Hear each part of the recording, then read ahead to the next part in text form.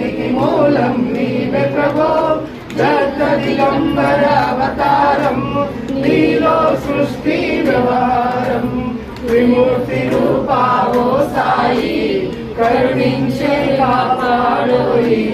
దర్శనమీయగరావయ్యా ముక్తికి మార్గము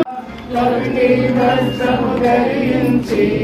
భుజమున జోలి తగిలించి నింపారుషపు ఛాయలలో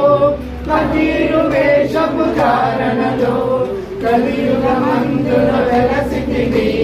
త్యాగము సాధము నేర్పితివి షిరిడి గ్రామమిని